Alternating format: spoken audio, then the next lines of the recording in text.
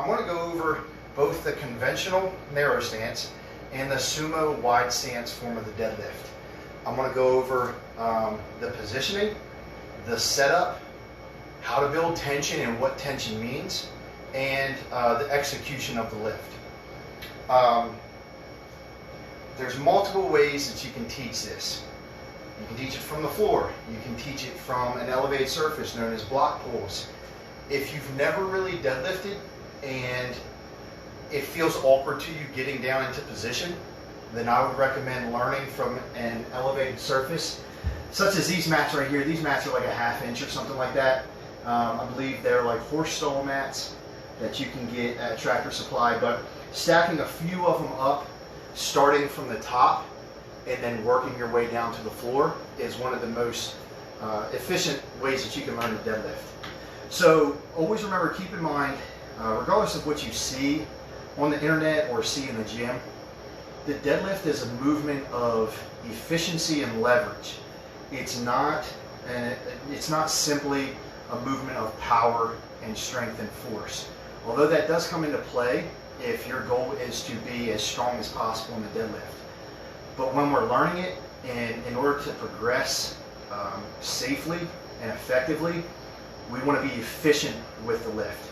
So what we're going to do is go over the proper setup and what it means to move efficiently. We want to get in the most advantageous position depending on our body type. So the way that I deadlift is going to be different than the way that you deadlift. The way that the strongest person you know deadlifts might be different than how you should deadlift. So it's not one size fits all. It's not a cookie cutter type form. But there are certain things that you have to do and that everybody should do that are universal amongst all deadlifts. So first one is we're going to go over foot position and stance width. The best way to do this, a lot of times I see people kind of deadlifting either too wide, like this, or way too narrow, like this. There are some people that can get away with that, probably more advanced lifters that really, really know their body, but the best way to figure it out is two ways. If I told you to get in a stance to do a vertical jump, or to jump as high as you can, chances are your stance would be right about here. All right? It wouldn't be out here, and it wouldn't be in here. The second way is to hang from a deadlift bar, relax your lower body, completely relax, and then once you stop swinging, fall, and where you land is anatomically probably your best deadlift position to start. Of course, you can fine-tune that. All right? Now that's for the conventional deadlift. So for most people, it's around shoulder width apart or a little bit narrower. All right. Second thing, once we have our stance, we need to figure out where to be in the relation to the bar. For most of us, unless we are really, really, really large individuals, we want to be almost all the way up against the bar. I like to leave, for 90% of people, leave about an inch or so between your shins and the bar. Good rule of thumb is if you look down, that bar should basically be over the knot of your shoelace. That way, when we bend down, we're going to have a little bit of forward knee travel. So when we bend down, that bar should be right up against the shins. All right? If we're too far back, stop that. If we're too far back, what happens is when we go to lift, now there's probably 2 or 3 inches in between my shin and the bar. When I go to lift this bar, my hips are going to rise first, and that bar is going to kick out in front of me, put me in a really, not only a bad position, but a dangerous position for my lower back. So when we step up to the bar, closer is always a little bit better at first. So about 1 inch or so from the bar, right over top of your shoelace knot. We want to go down to the bar, but we don't want to squat down to the bar. We want to bend the knees, but we want to drive the hips back. All right, because this is a hip dominant movement. It is not a leg dominant or a squat movement. So the last thing we want to do is get real, real low like this. All right, this position right here, if I'm too low, what's going to happen is when I go to pull this bar off the floor, my hips are going to rise, and then the bar is going to move. Again, that really, really loads up my lower back. A lot of people, if they say that they have lower back, or if they feel it in their lower back a lot during a deadlift, that's probably why. It's probably coming from starting position or hip position. So what you want to do, get your stance, go down to the bar, keep your back, you want to put your back in a nice flat position. You don't want to just like bend over, round the shoulders to get into position, because it's going to be hard to get into the position that you need to be in. So go down to the bar in the position that you want to lift the bar in. So what we want to do, we want to drive the hips back and then slightly bend the knees as we go down. Arms long, okay? Arms nice and straight and long. I don't care if you grab with the overhand grip, a double overhand grip, a hook grip, it doesn't matter. Drive the hips back, arms long, bend the knees slightly, and then grab the bar just outside of your legs. We don't want to be too wide, because then we have to start lower towards the floor. Okay? We want the arms just outside of the legs, but leaving enough room so that we don't close ourselves off. If our arms are too close together, our hands are too close together, when we grab that bar, we're going to be internally rotated. Okay? Internal rotation is important, but when we deadlift, we want to generate external rotation so we can activate the hips, because that's where our power comes from. So hands, arms just outside of our legs so we can externally rotate slightly, and that'll be our position. So again, driving the hips back, bending at the knees, arms long. Notice I'm keeping my hips nice and high. I'm not dropping them. I'm nice and high, but I'm not doing a straight leg, okay? With practice, you'll find your best starting hip position. And doing those block pulls like we talked about is a great way to learn your hip position. If your hips rise first, there's a good chance they're too low. Either that, or your back is not in a nice, tight, ready position. So that's our next thing we're going to go over. So we're going down to the bar, driving the hips back, arms long, tall chest. And then what we want to do is pull the slack out of the bar. What that means is we want to get rid of that noise. If you're lifting the weight, if you go to lift the weight and you hear this first, it means that you don't have the slack out of the bar. And when you start adding weight, what that's going to do, when you go to lift, it's going to pull you forward. It's going to shoot your hips up, pull you out over the bar. So, good position, arms straight. Use your lats. Think about if somebody's trying to poke you or tickle you in the armpit, and you want to keep them from doing that. All right. So all you're doing, you're grabbing the bar. If somebody's poking you right there, you're twisting and you're pulling your chest up at the same time. Something that I've struggled with for a long time. I'm still learning. So grab the bar, twist it, and pull your chest up. That's going to build tension, and that alone can take that slack out of the bar. So we're in position.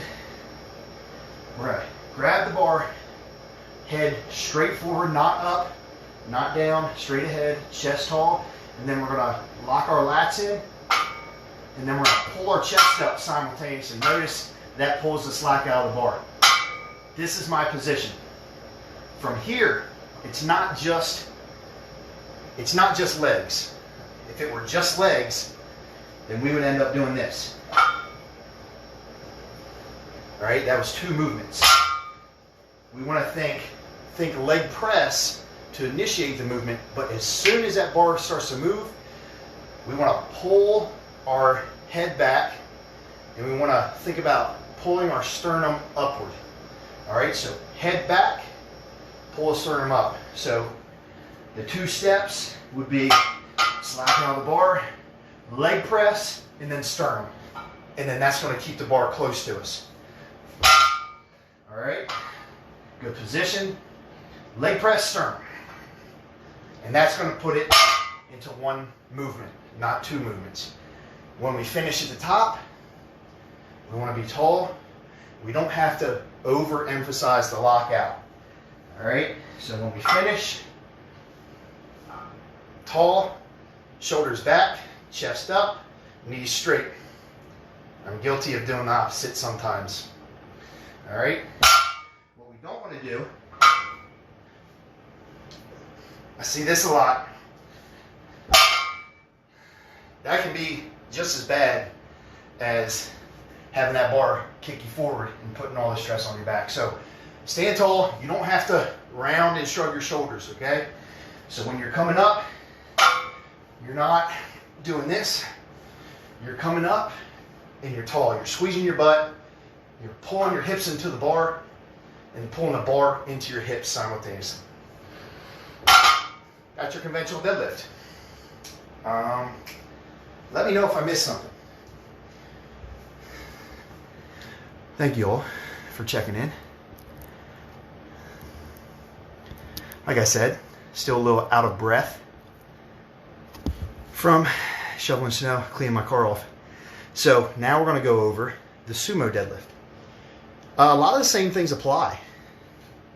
Really, the only difference is our stance and probably our torso position. Okay? So conventional, we're going to be a little bit more forward at the waist. Right? Here's our conventional. When we set up for sumo, we're going to be a little taller. And that's going to be because our legs are going to be out, our feet are going to be out, and our hips are going to be closer to the bar, getting us in a more mechanically inclined, more advantageous position for some people, depending on their anatomy and how they're built. So, for me, there's really no trick to finding your stance. It really depends on you as a person. Some of us, our hip joint is located more around the side. Some people, the center of the hip joint is more towards the front. If that's the case, your stance is going to be a little closer and your toes are going to be a little more forward. If you're more opened up in the hips, you're probably going to be able to be a little wider with your toes pointed out a little more. This is something you have to play around with. It's going to take time. With your foot position, we do want them angled out much more than conventional. Conventional, we want them relatively straight, maybe slightly angled out just a couple degrees. With sumo, pull my pants up. My legs are pretty pacey, so don't judge me. With sumo, we don't want to have the feet straight, because if we do, when we are actively driving outward, which we should be doing, we're going to roll up on the outside of our foot and we're going to lose contact. Think of a tire on a car that's actually rolled onto one side. It's not going to have a lot of traction and control, is it? This is the same thing. So we want to rotate out. We want to think about twisting to the floor, driving our knees outward. Look down at your knee. See what direction it's going. That'll give you a good idea of where your foot should be pointing. My knee is driving out this way here, but right now my foot is this way. I'm going to open that foot up just a little bit, and I'm going to plant it, grabbing the whole floor. Now I can open up my hips more, and I have more traction and stability in my feet, because the power and the torque and the tension that we get in our hips is going to start in our feet. All right, so we're same thing. We want to be just as close to the bar as conventional, maybe even a little bit closer, because our knees, if done correctly, are not going to travel forward. They're going to travel out to the sides. So we have our stance. We're close to the bar. Now what we want to do, again, go down to the bar in the position that we want to be in when we lift. We don't want to go down to the bar in a rounded position, because it's going to be hard to overcome to get into this position. All right? We want to go down to the bar, hips back, then drop down. And when we do this, we want to make sure our knees are driving out. If not, when we go to pull, if you ever record yourself and watch, it'll look like this. My knees are coming forward. I cannot get tall in my sternum because my hips are not opened up. I'm not allowing myself to get in a tall, solid position. So what we want to do, grab the bar, driving out, pull the chest up, and think about driving your feet outward like this, like you're trying to do a split. All right, now we're pulling that tension out with our lats, chest up. Now we're in a good position. Now what we do, think about driving outward as we're doing that leg press. So out, leg press, then sternum. So we're just adding one step basically. All right, try to do that one again. Got my stance. Opening my hips up, get down to the position, get down to the bar in a good position. Get my grip. I want to drive out, slack out the bar, chest up. So drive out, leg press, sternum. Stand tall. We don't have to. You see this all the time, especially with a lot of top level lifters. They finish like this. They can get away with that. We're not rushing. We're not them. We're finishing tall, straight, knees straight, shoulders back, chest up. That's all you gotta do. Nothing fancy. So, hope I didn't miss anything. That was just a quick little conventional and sumo deadlift 101. One of the biggest things I see, give me 1 second. One of the biggest areas of improvement that I think people can make on a deadlift is learning what to do with their back and keeping that bar close to them.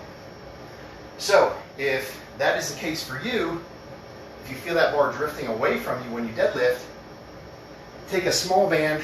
This is a Micro Mini, orange one. You can use a red one too, but nothing heavier. If it's too heavy, you're not going to be able to get anything out of it. It's just going to pull you away. Tie it. Loop it right at the center of the bar. All right, just like that. Then either have a training partner, or you can tie it to a rack of some sort, or attach it to something right out in front of you. You don't need a lot of tension, because this is just cueing you to keep the bar close. It's not physically trying to pull you forward, okay? If you have that much band tension, you're gonna have all sorts of problems, all right? So notice that much band tension is starting to roll the bar. All right, so that's about all you need. Now what that's gonna do, if that band tension is pulling forward, as I go to lift, conventional or sumo, it's trying to pull that bar away from my body. If you're, with 135, you might not notice that, or 95 or whatever. But as you go up to 225, 275, 315, etc., you're gonna really notice that bar pulling you forward and you getting out of position. So that's the number one thing we wanna clean up. Once we've got our positioning lined up, we wanna clean up how to keep this tall and how to keep that bar coming back into us and not drifting away. So with that band pulling out, as soon as we go to pull, lats, all right, armpits, sternum, and keep pulling back and up. So that's my trick. I stole that from 100 different people. I did not come up with that, but it's something that works. It's something that I still incorporate to this day. And, you know, it's nothing better than having a good, strong deadlift. And again, it's the number one lift that we should be continuing to practice and getting better at, because we're going to do it for a long, long time. So guys, if I missed anything, let me know. If there's anything in particular that you want to see going forward, man, I'm sweating. You would think it'd be cold down in this basement right now, but it's not. So thanks for tuning in. Be safe out there. Take care of your neighbors and your loved ones. And shoot us some comments or jump in our DMs, hey now, on Union Fitness, and let us know what you guys want to see. So have a good evening.